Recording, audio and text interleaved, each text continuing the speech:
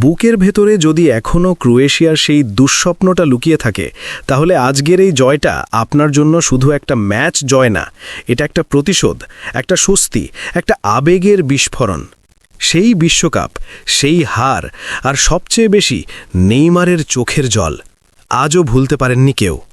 আজকের ম্যাচে যখন ব্রাজিল মাঠে নামল তখন শুধু একটা প্রশ্ন ঘুরছিল সবার মনে, এইবার কি সেই কান্নার জবাব দিতে পারবে সেলেসাও? আর বিশ্বাস করুন, যেভাবে তারা খেলেছে মনে হয়েছে এটা শুধু একটা ম্যাচ না, এটা ছিল নিজেদের হারানো আত্মবিশ্বাস ফিরে পাওয়ার লড়াই। শুরু থেকেই ব্রাজিল যেন অন্যরকম এক আগুন নিয়ে নেমেছিল মাঠে। প্রথম হাফে তাদের খেলার মধ্যে ছিল তীব্র ক্ষুধা, গোল করার ক্ষুধা, জেতার ক্ষুধা, আর সবচেয়ে বড় কথা নিজেদের প্রমাণ করার ক্ষুধা। যখন দরকার হয়েছে তারা আক্রমণে গিয়েছে, যখন দরকার হয়েছে মিডফিল্ড কন্ট্রোল করেছে, আবার যখন চাপ এসেছে তখন নিখুঁতভাবে নিচে নেমে ডিফেন্স করেছে। এই ব্যালেন্সটাই দেখিয়েছে এই ব্রাজিল দলটা এখন শুধু আক্রমণেই নয়, ম্যাচ পড়তে শিখেছে। তবে একটা জিনিসের অভাব ছিল, গোল।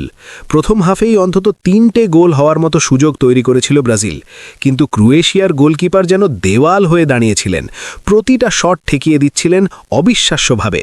তবুও যখন মনে হচ্ছিল গোল আসবে না, তখনই আসে সেই মুহূর্ত। ভিনিসিয়াস জুনিয়রের স্পিডি রান একেবারে বিদ্যুতের মতো, আর তার সাথে ম্যাথিউস কুনহার্স সেই নিখুঁত পাস, যেন ভিডিও গেমের পারফেক্ট টাচ। আর সবশেষে দানিলোর ফিনিশ, গোল। এই গোলটা শুধু স্কোর লাইন পরিবর্তন করেনি, এটা পুরো ম্যাচের মোমেন্টাম বদলে দিয়েছে। দানিলো শুধু দলকে এগিয়ে নেননি, নিজের জায়গাটাও এক প্রকার শক্ত করে ফেললেন। প্রতিটা মুভমেন্ট, প্রতিটা পাস, প্রতিটা টাচ, সব কিছু ছিল চোখের শান্তি। এরপর আসে সেকেন্ড হাফ, যেটা অনেকের কাছেই একটু স্লো বা বোরিং মনে হতে পারে, কিন্তু এখানেই ছিল ম্যাচের আসল পরীক্ষা। ব্রাজিল নিজেদের অর্ধ থেকে ডিফেন্স করছিল, বল ধরে রাখছিল, টাইম ম্যানেজ করছিল, আর এই জায়গায় সবচেয়ে বড় নাম মার্কিনহোস। তিনি যেন একাই একটা দেওয়াল হয়ে দাঁড়িয়েছিলেন, ক্রোয়েশিয়ার প্রতিটা আক্রমণ থামিয়ে দিয়েছেন অসাধারণ দক্ষতায়। সত্যি বলতে আপনি যদি শুধু গোলের দিকেই তাকান তাহলে তার অবদানটা হয়তো চোখে এড়িয়ে যাবে, কিন্তু পুরো ম্যাচের দৃষ্টিতে দেখলে তিনি ছিলেন ম্যাচের অন্যতম নায়ক। তবে একটা জায়গায় প্রশ্ন থেকেই যায়, গোলকিপারদের অপ্রয়োজনীয় আগ্রেশন। যেমন ফ্রান্স ম্যাচে এডারসনের ভুল, তেমনি এই ম্যাচে বেন্তোর অযথা এগিয়ে আসা। দুই ডিফেন্ডার প্রায় বল কভার করে ফেলেছিল, কিন্তু বেন্তো এগিয়ে এসে বিপদ ডেকে আনলেন, আর সেখান থেকেই গোল কনসিড। এই ধরনের ভুল বড় টুর্নামেন্টে মারাত্মক হয়ে উঠতে পারে, এটা ঠিক করতেই হবে। এরপর ম্যাচে আসে নতুন মোড়। বেঞ্চ থেকে নামেন এন্ড্রিক, ইগর থিয়াগো এবং অন্যান্য প্লেয়াররা। আর এখানেই বোঝা গেল ব্রাজিল এখন শুধু স্টারদের দল না, এটা একটা পূর্ণাঙ্গ স্কোয়াড। ইগর থিয়াগোর গোলটা ছিল আত্মবিশ্বাসের প্রতীক। এন্ড্রিক বলটা হাতে নিয়ে দাঁড়িয়েছিলেন, আর সাইড লাইন থেকে আঞ্চেলত্তি ইঙ্গিত দিলেন থিয়াগো নেবে, কারণ সে আত্মবিশ্বাসী, সে ফর্মে আছে। আর সেই আস্থার প্রতিদান দিয়েছেন থিয়াগো নিখুঁতভাবে। আর শেষ গোলটা সত্যি বলতে ভাষায় প্রকাশ করা কঠিন। এনরিকের দুর্দান্ত রান, তারপর সেই পাস, আর মার্টিনেল্লির finish. What a finish, what a player! এই লেভেলের গোল শুধু বড় প্লেয়াররাই দিতে পারে।